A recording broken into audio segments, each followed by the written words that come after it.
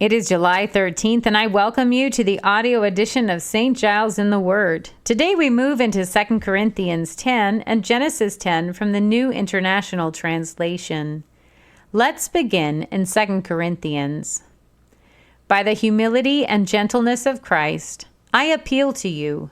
I, Paul, who am timid when face to face with you, but bold toward you when away. I beg you that when I come, I may not have to be as bold as I expect to be toward some people who think that we live by the standards of this world.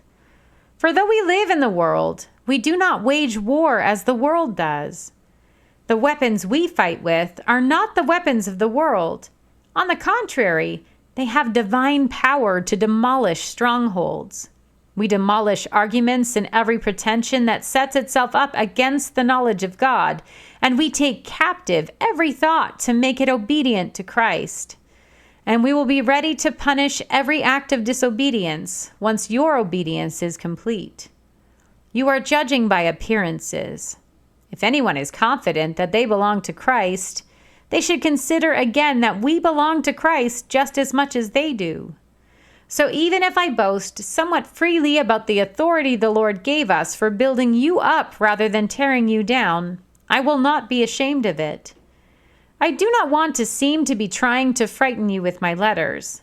For some say, his letters are weighty and forceful, but in person, he is unimpressive, and his speaking amounts to nothing. Such people should realize that what we are in our letters when we are absent, we will be in our actions when we are present. We do not dare to classify or compare ourselves with some who commend themselves.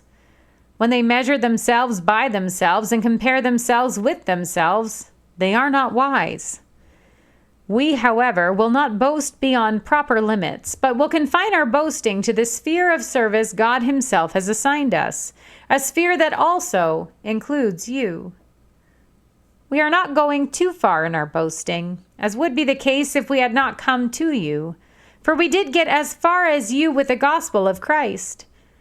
Neither do we go beyond our limits by boasting of work done by others. Our hope is that, as your faith continues to grow, our sphere of activity among you will greatly expand, so that we can preach the gospel in the regions beyond you. For we do not want to boast about work already being done in someone else's territory. But let the one who boasts, boast in the Lord.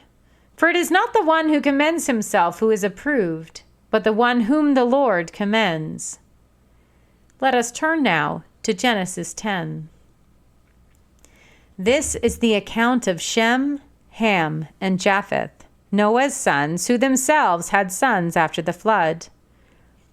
The sons of Japheth: Gomer, Magog, Madai, Javan, Tubal, Meshech, and Tiras. The sons of Gomer: Ashkenaz, Riphath, and Togarmah.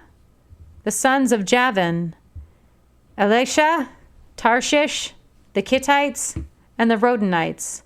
From these the maritime peoples spread out into their territories, by their clans within their nations, each with its own language.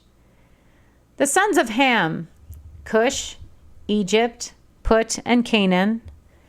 The sons of Cush: Seba, Havilah, Sabta, Ramah, and Sabteka.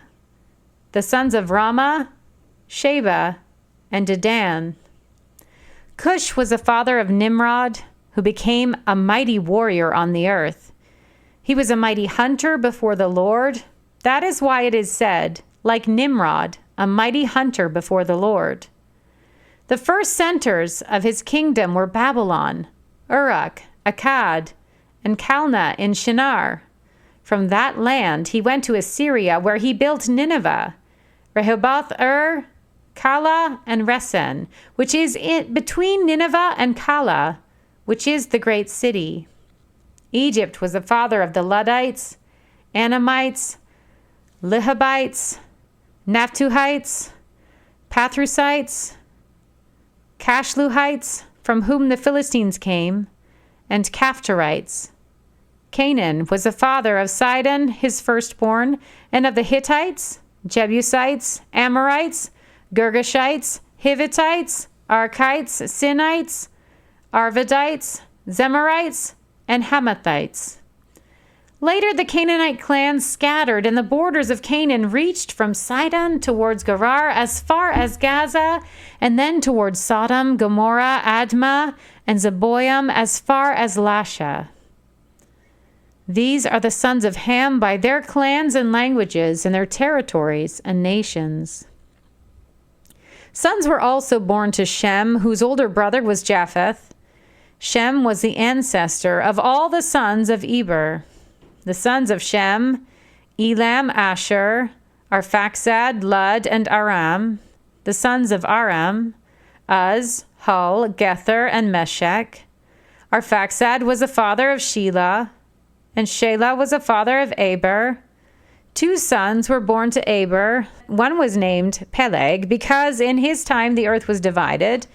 His brother was named Joktan. Joktan was the father of Almodad, Sheleph, Hazarmaveth, Jerah, Hadoram, Uzel, Diklah, Obel, Abimael, Sheba, Ophir, Havilah, and Jobab. All these were the sons of Joktan. The region where they lived stretched from Mesha towards Sephar in the eastern hill country. These are the sons of Shem by their clans and languages in their territories and nations. These are the clans of Noah's sons according to their lines of descent within their nations. From these the nations spread out over the earth after the flood. Here ends our reading for today.